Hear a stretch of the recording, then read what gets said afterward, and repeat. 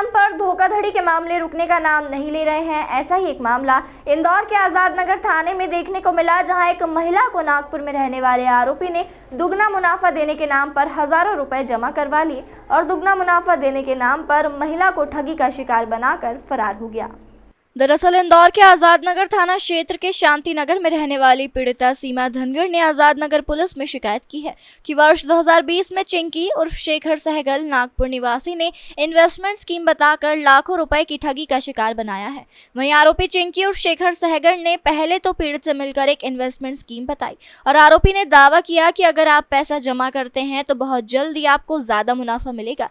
वहीं महिला ने आरोपी की बातों में आकर अपनी जमीन बेचकर अलग अलग किश्तों में 13 लाख रुपए जमा कर दिए। आरोपी ने पीड़ित महिला से कहा कि इसके बदले आपको प्रतिदिन 6,000 रुपए दिया जाएगा। जो आरोपी ने पीड़ित महिला को 6,000 रुपए कुछ समय तक भी दिए, जिससे महिला का भरोसा पूरी तरह जीत लिया। जिसके बाद पीड़ित महिला का लालच और बढ़ गया। महिला ने फिर से लाखों रुपए आरोपी को जमा करा दिए। जो आरोपी द्वारा इसके बाद कोई पैसा रिटर्न नहीं दिया गया और आरोपी द्वारा लाखों रुपए लेकर फरार हो गया। वहीं पुलिस ने आरोपी चिंकी और शेखर पर 420 का मामला दर्ज किया है। फिलहाल आरोपी की तलाश जारी है। ये आज़ाद नगर थाना क्षेत्र में रहने वाली हैं सीमा धनगर जी, शांति नगर क्षेत्र में रहती हैं। उन्होंने शिकायत दर्ज की थी कि 2020 में वर्ष 2020 में जो इसमें आरोपी हैं चिंकी उर्फ शेखर सहगल, जो कि मूल निवासी नागपुर के हैं, वो उनसे मिले थे और उन्होंने उनको एक इन्वेस्टमेंट स्कीम बताई थी, जिसमें जो आरोपी है उसका दावा था कि अगर आप पैसे जमा करेंगे तो बहुत कम समय में आपको अधिक रिटर्न मिलेगा। अमूमन ऐसा देखा गया है कि जितनी भी ये अविनियमित जमा योजनाएं होती हैं जिसमें लालच देते हैं आपको, उसी प्रकार की ये योजना थी पूरी। इसमें उन्होंने शुरुआत में उनसे बोला था कि आप अगर 40,000 रुपये जमा करेंगे तो प्रतिदिन के हिसाब से हम 6,000 रुपये आपको वापस देंगे। और उनका ऐसा कहना था कि हम इन्वेस्टमेंट करते हैं और इन्वेस्टमेंट में जो रिटर्न मिलता है वही हम अपने डिपॉजिटर्स को वापस करते हैं। इस प्रकार से जो फरियादियां हैं, उन्होंने कुल, उनका एक ज़मीन थी, उस ज़मीन को बेचने के बाद उन्होंने कुल अभी तक अलग अलग किश्तों में करके 13 लाख से अधिक रुपए आरोपी के पास जमा किए। और इसमें जो बहुत इंपॉर्टेंट बात है कि आरोपी ने शुरुआत में कुछ पैसे वापस भी किए, जिससे कि डिपॉजिटर्स का भरोसा जीता जा सके। एक बार जब वो भरोसे में आ गई कि मुझे ज़्यादा रिटर्न मिल सकता है और मैं इसमें इन्वेस्टमेंट करने से मुझे फ़ायदा है, तो उन्होंने फिर इतनी बड़ी रकम करी और उसके बाद से उन्होंने कोई पैसा वापस नहीं लौटाया है। ऑल्दो आरोपी ने कुछ पोस्ट डेटेड चेक ज़रूर दिए हैं उनको कि हम आपका पैसा लौटाएंगे, परंतु वो सारे चेक्स जितना अभी तक की सारी स्कीम्स में आया है वो यूजुअली बाउंस हो जाते हैं, क्योंकि या तो साइन मैच नहीं करता है या अमूमन उतने खाते में पैसे ही नहीं होते। तो इसको अभी शुरुआत में हमने प्रिलिमिनरी इन्वेस्टिगेशन में 420 चीटिंग के अंतर्गत लिया है, परंतु इसमें आज जिस तरह की चीज़ें सामने आ रही हैं उसमें भारत सरकार का अविनियमित जमा योजना प्रतिबंध अधिनियम 2019 में लाया गया है। इस अधिनियम की सबसे खास बात है कि किसी भी प्रकार से लोगों से पैसे जमा करना ही फ्रॉड है। अगर आप किसी भी प्रकार से जमा करते हैं और आप रजिस्टर्ड नहीं हैं, उसमें रजिस्टर्ड संस्थाओं के नाम दिए गए हैं, जैसे कि RBI है, सेबी है, इंश्योरेंस रेगुलेटर है या स्टेट कोऑपरेटिव सोसाइटीज़ हैं, अगर आप उनसे रजिस्टर्ड नहीं हैं और आप किसी भी तरह का निवेश ले रहे हैं तो ये इटसेल्फ जुर्म है उसमें। तो हम उसकी भी धाराएं इसमें बढ़ाएंगे और वो बहुत स्ट्रिंजेंट एक्ट है। तो हमें लगता है कि हम इसको बढ़ा के उसमें बहुत स्ट्रिंजेंट पनिशमेंट्स हैं, उसमें फ़ाइन का भी बहुत बड़ा प्रावधान है।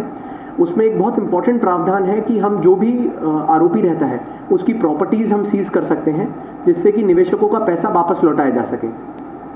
आपके माध्यम से एक मैं ज़रूर पब्लिक को अपील करूँगा, ऐसी बहुत बार घटनाएं सामने आ रही हैं जब लोग 2019 में गवर्नमेंट ऑफ इंडिया लाई थी, उसके बाद से ये MP स्टेट ने इसको नोटिफाई किया था। इसमें पहली कार्रवाई जो अभी MP में हुई थी वो हुई थी बालाघाट में, जिसमें बहुत बड़ी संख्या में हमने डिपॉजिटर्स का पैसा रोका था डिपॉजिट होने से, और उसमें हमने around 25 crore rupees cash seize किया था निवेशकों के पास से। पर ये देखा गया है कि जहाँ पर भी फाइनेंशियल इंक्लूजन कम रहता है या ऑल्टरनेटिव फाइनेंशियल इंक्लूजन के माध्यम जैसे banks, cooperative, regulated cooperative societies कम रहती हैं, वहाँ लोग अमूमन इस झांसे में आ जाते हैं कि हमें बड़ा रिटर्न मिलेगा और इसमें पैसा निवेश करने लगते हैं।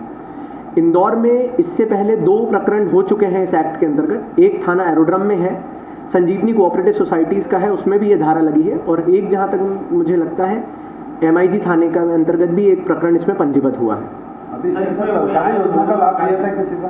सरकारी योजना का भी लाभ दिया था? नहीं, अभी ये बात तो सामने नहीं आई।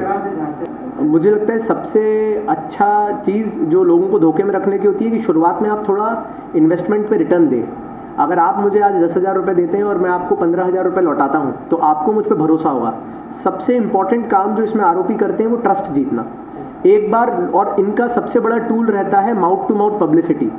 आपको रिटर्न मिलेगा, आप 10 लोगों को बताएंगे, उन 10 लोगों से और वो 10 लोगों को बताएंगे, इस तरीके से चेन बनती है।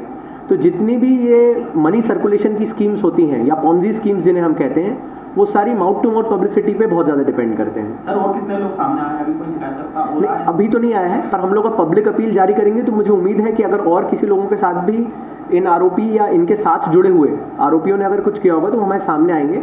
ऐसा लगता है तो हम इसको या तो इसी केस में शामिल करेंगे वरना नई FIR भी दर्ज करेंगे। अभी कोई ऐसा किस संस्था के नाम से चला रहे थे वो सामने नहीं आया है।